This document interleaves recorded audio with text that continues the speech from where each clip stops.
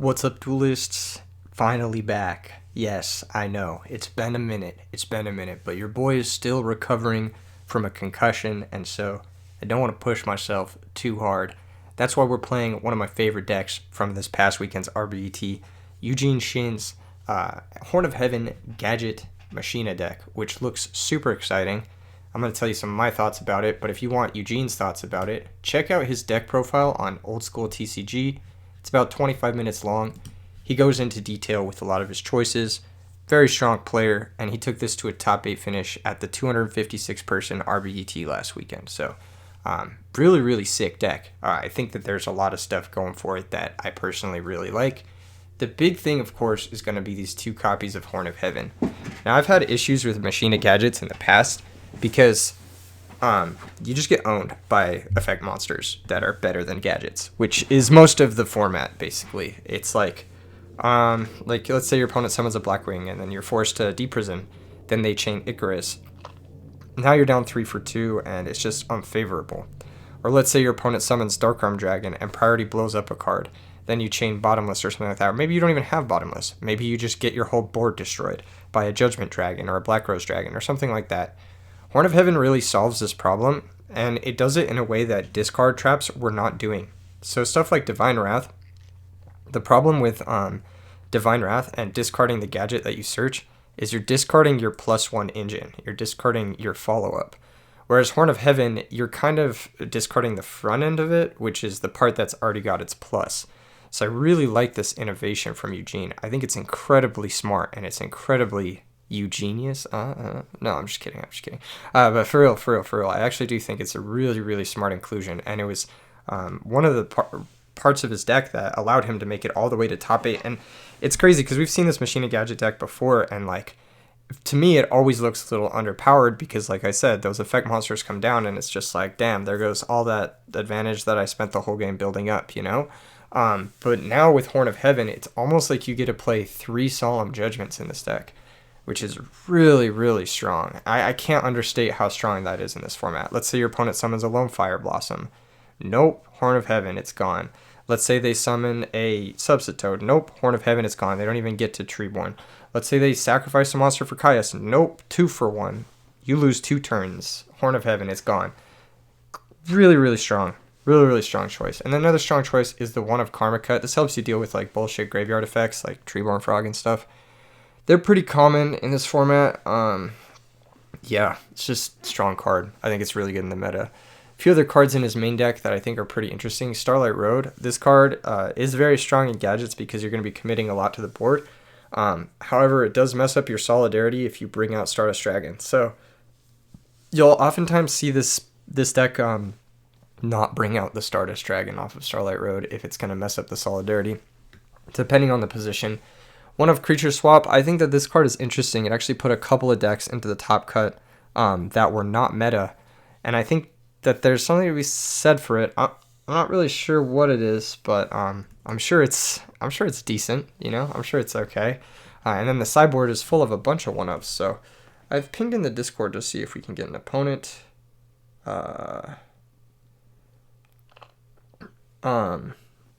Cool. Looks like Gappy wants to play a very strong opponent. He's beaten me several times. He's probably going to play a quick draw variant. So that's pretty exciting. Yeah, side deck.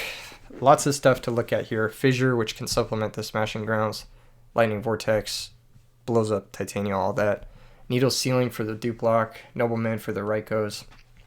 Just a lot of like strong 1-ofs. Keep the opponent guessing. I do like Transmigration Prophecy in this deck too. It can sort of put back your own cards, or it can put back your opponent's key graveyard pieces. So that's pretty sick. I'm very excited to try this deck out. This is actually one of 3 decks that I was really excited to try out from the last weekend. The first of which is this, the second of which is the Spellcaster deck, and the third of which is, of course, the Fonseca Plant deck, which looks incredibly fun. So yeah, all 3 of those decks look really fun. I'm actually also very excited to try out Pavinci's Plant deck as well. There were a couple really powerful plant sort of aggro decks, not really combo decks, like half combo decks maybe with Mark of the Rose or Miracle Fertilizer, but not like Gigaplant or Amaryllis at all. None of that. They were just like plant focused Titanial decks that did really, really well at both RBETs last weekend. And so that's something that I think we're going to see a lot more of moving forward. I mean, it's one of those decks that can really bully Value Turbo and really bully Frogs. And I think it goes heads up with Blackwings. So I think we've got a new meta contender in some type of plant deck. Whether it is that Giga Plant deck or whether it is the Titanial decks that we're doing really well. What the fuck is this? Hold up. My deck is wrong. What the fuck is this? What the fuck is this? What? Did I not set default? How did I... God damn it. There we go. Sorry about that. I'm professional. Whole chat screaming. Oh my gosh. I'll just let him go first, whatever it is, because he won the rock paper scissors. Sorry about that. I'm picking rock. Okay. I just told him I'm picking rock. All right, cool. Good luck, have fun. It says good luck. Thank God, actually. Good luck, have fun. Yeah, I did not want to play with Frogs ever. No, I'm just kidding. Yeah, a lot of people asking about Frogs. There was only one Frog deck that got top 16 at both RBETs last weekend, and that was Fitz playing Hero Frog. I do think Frog is a bit overrated. I just, like, from my own personal experience playing with it, and me neither.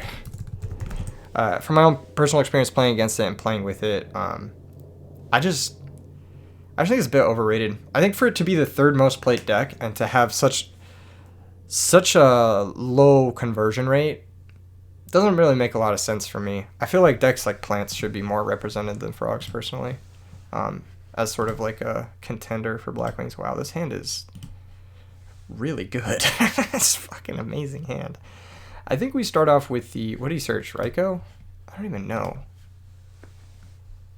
Am I supposed to Horn of Heaven Raikou? Maybe? He already has 2 monsters in the grave. So... if I don't Horn of Heaven it, I'm just setting...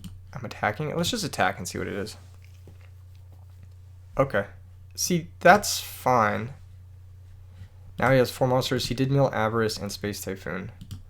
I'm not going to set the Horn of Heaven right now. I'm just going to set Dust Shoot and pass. And I'm going to Dust Shoot him right away. I'm not even going to wait for like a Heavy Storm. Space Typhoon is gone, so... Yeah, I'll be able to see what's up here. Cool, his hand sucks. That's awesome. Take Debris. He's got Sangin, Quick Draw, Bottomless, Cores, Avarice. Okay.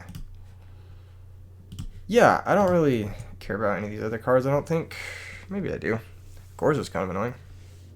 Didn't think about that one. Set Sangin pass. Draw for turn is Creature Swap. That's useless against this deck. Gonna be one of the first cards we side out for sure. Use it to take Gores. He's got Pot of Avarice. We have to play through the Pot of Avarices eventually, right? So...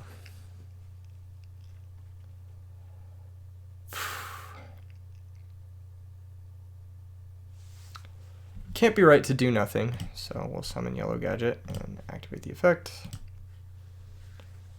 And I'll go get Green Gadget.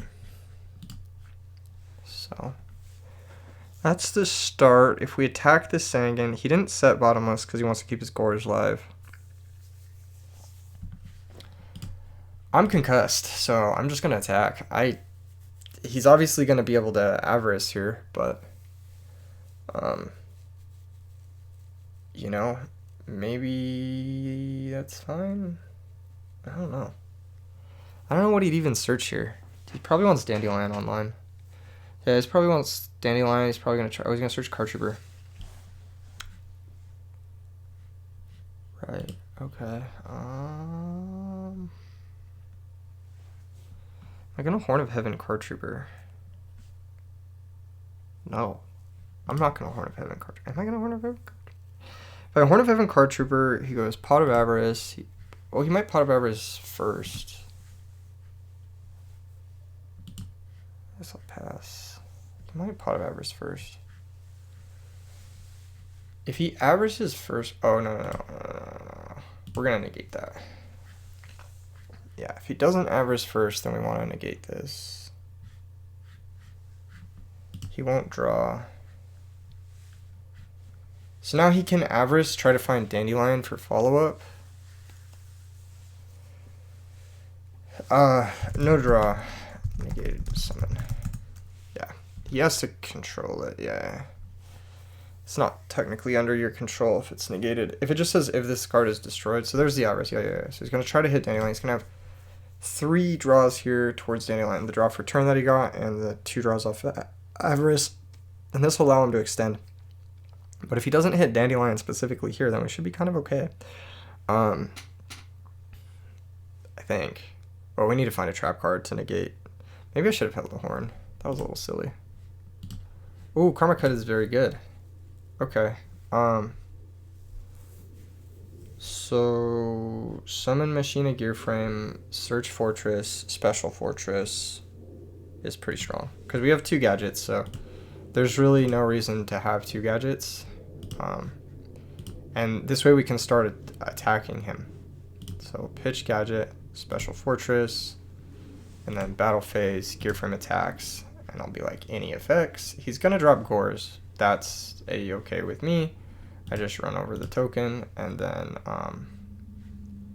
main phase 2, we can decide to use our creature swap or our smashing ground. Now smashing ground can to get rid of Titanial. Creature swap can steal like a follow-up set from him, like a set Raikou or something like that.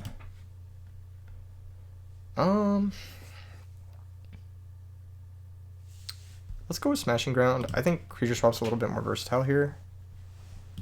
And I may end up just discarding it to Karma Cut. So I will just pass. I don't really feel the need to equip and get like 2 for 1 by Brain Control, Tribute Set, Quick Draw. Which he might be on. Set new back row, set new back row. So one of those is the bottomless. This is a new monster. There's Deep Prison. Okay, so now we equip the gear frame. Keep it simple. Activate gear frame. Equip to Machina Fortress. And this is to play around the Torrential Tribute and Mirror Force. So normal green gadget. Activate green gadget. Go get ourselves red gadget. And man, it's just gotta protect my back row, so I have to creature swap away this green gadget. If it's a Dandelion or a Sandgan, like, you got is pretty fucking good. It's a Raikou. Beautiful. Okay. Cool. So battle phase, fortress attacks. Maybe he drew a Deep Prison.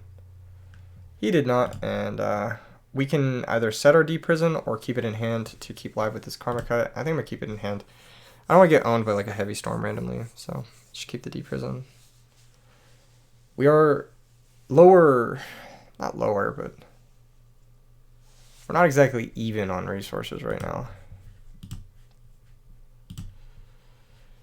Torrential's pretty good, so let's start with the Raikou, and I'm going to target one of his first sets because they're more likely to be bottomless. 3. Okay, not bad mills. I didn't mill any of my gadget chain. We don't have a great way to get them back, so yeah, gonna summon red gadget, activate now. Go get yellow. He's at 5100. We are threatening lethal, but I don't want to play too hard into Mirror Force, so we're just gonna attack with Raikou, attack with the red gadget, and attack with the Machina Fortress. Especially if we just special the gear frame, he just bottomlesses it anyway, so there's really no rush. Rather just leave my guy defended, and now we can choose to set either Torrential or Deep Prison. His hand has Quick Draw in it, so I think Deep Prison is the more effective choice here. Torrential might have been okay too, just depends. Like if he's on somehow foolish dandy summon Lone Fire, and he's gonna admit defeat. Okay, so you guys saw the power of Horn of Heaven there. You guys saw the power of Karma Cut there. The creature swap was also pretty strong. I was able to take a Raikou. Creature swap could have been bad there, but I think if he had had a Dandelion or a Sandgan, he would have like summoned it or something like that. So yeah, we do side out creature swap in this matchup. It's not very good. Rivalry is very good in this matchup. Just swap those two. This guy negates Avarice, so that's pretty good. Pulling's pretty good. It stops Caius and Debris.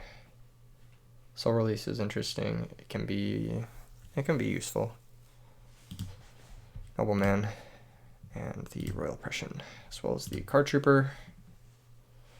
He's gonna be on Cyber Dragon or some shit. I don't fucking know.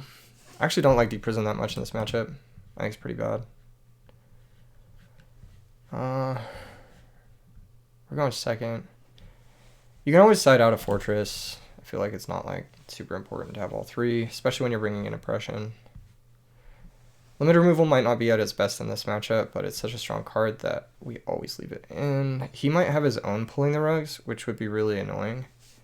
It might make our Horn of Heavens worse, so I'm going to side one of those out. That's just going to be swapped directly for Pulling the Rug. I don't know if that's correct or not, but it is what it is. I'm also going to cut Mirror Force because he makes Stardust Dragon a lot. Maybe one Smashing Ground. Who knows? This could be stupid. This could be good. I don't fucking know. I'm concussed. It is what it is.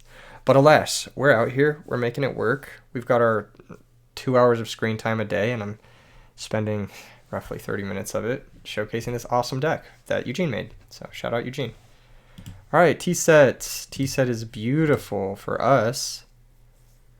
T-set is beautiful for us. I think it's always red Gadget here. Even if we get pulling, like, that's totally fine.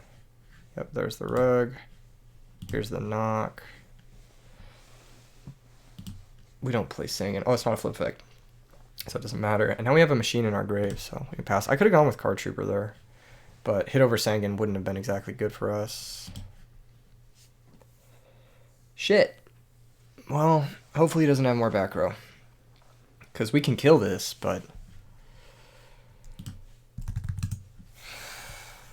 no back row, no back row, no back row. Let's go. Okay. Gear frame. Activate. Get Fortnite Fridays. Machina Fortnite Fridays. Pitch Card Trooper because he's mid. Special Fortress. Activate. And 2600. Now the thing is like, do we play around Gores? I don't think so. Maybe we just play into it because like, what's he gonna do? What's he gonna do? He has to have Heavy Storm here, some kind of like Debris Dragon shenanigans, and once again, that's where Horn of Heaven really shines. Special Cyber Dragon. We'll go ahead and Horn of Heaven that. Seems good. Brain Control. Unfortunate. He had a very good hand. Lone Fire, Cyber Dragon, Brain Control, and probably Caius here.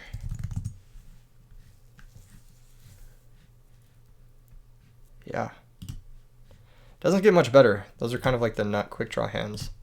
Thankfully our follow-up is strong enough that it should be okay. And we were able to get over the Titanial, which is what matters.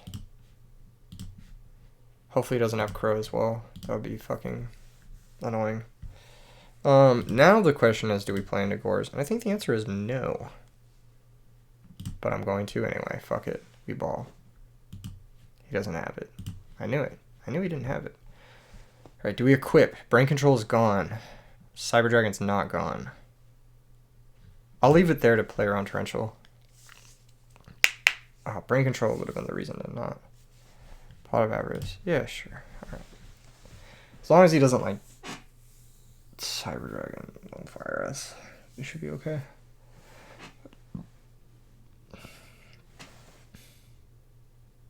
Yeah, we should be alright.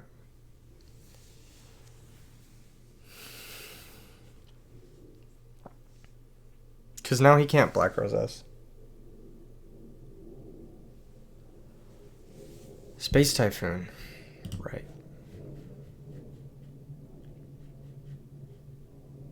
Awesome. Maybe I should have led with Card Trooper.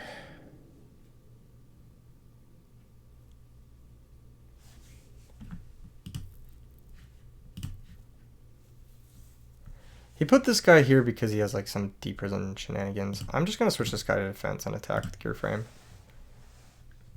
I don't really want to complicate this. Main phase 2, do we equip?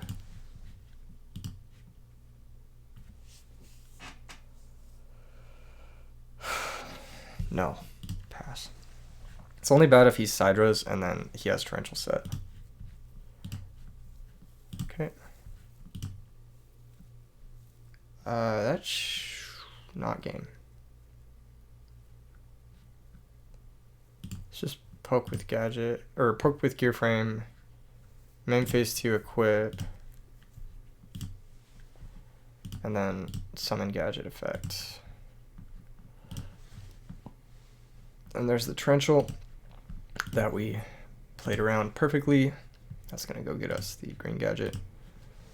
Now we have the monster stream back on. So, all things considered, could be a lot worse. Lone Fire. Okay, effect is okay.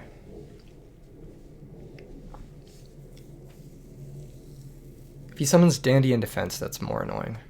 If I was going Titanium in defense, I'm going to use Bottomless there. GG's. GG's. Crazy set. Horn of Heaven, kind of nuts. Actually true. Kind of nuts. He drew Gores a little late. Very unlucky for him. Yeah, wow, I'm impressed with this deck. I really like it. I actually think it's really good. So let's just do a little reflecting and wrap up the video. Horn of Heaven, awesome. You guys saw how good it is. It changes the dynamic of this deck. So many of those situations where, like, if we had had a different card there, let's say like a Deep Prison, for example, or a Karma Cut, we would have been forced to use a resource that rebuilt us or something like that. We would have been forced to use a resource that's more valuable. And either that or we would have lost, like just straight up to the Cyber Dragon connecting. So Horn of Heaven, very impressed by the card. I think it takes this deck up to the level where it needs to be able to compete with the other decks in the format. I don't know. I mean, obviously, like, so the direct comparison is going to be to Saber Hole, right? That's going to be the big direct comparison that a lot of people are going to say. And there's a few other things that people are going to say. I'm sure in the comments people are going to mention Ultimate Offering. We'll touch on that in a second. But yeah, Saber Hole is the first direct comparison that people are going to mention. And I think that there's a stark difference between Saber Hole and Horn of Heaven in Gadgets. Because Saber Hole, your opponent wants to kill your X-Sabers, and your X-Sabers don't replace themselves. So, like, if your opponent just smashing ground is a generic example, but let's say they use a spot removal card on your X-Saber monster, all of a sudden your Saber Hole is dead. That's a terrible situation for you, because now you don't have a Saber towards your Fall Troll, you don't have a Saber towards your Gotham Zeke Call, whatever. You're just set super far behind, and then on top of that you have a dead back row. Whereas in this deck, if your opponent spends a spot removal on a Gadget, the Gadget's already replaced itself. And you don't need two Gadgets in play for anything. And if anything, them spending the spot removal on the Gadget builds up your solidarity, and it creates this sort of mind game. Should you remove my Gadget? Or should you run into Horn of Heaven? Or should you waste a removal spell on my Gadget and then risk me having a different back row? So I think that already, just like from the get-go, Horn of Heaven is just infinitely better than Horn of Heaven and Gadgets is infinitely better than Saber Hole and Sabers. So that's, like, I think kind of a direct comparison that I would make from just like a gameplay standpoint. And then I know people are going to mention Ultimate Offering, and I just don't think that this card is worth playing in this deck. For a couple of reasons. Let's say you have Ultimate Offering plus a Gadget. That's like your main combo, right? Even if you do have a Solidarity, Ultimate Offering plus Gadget plus Solidarity, which is a 3-card combo, you can't even get over a Caius.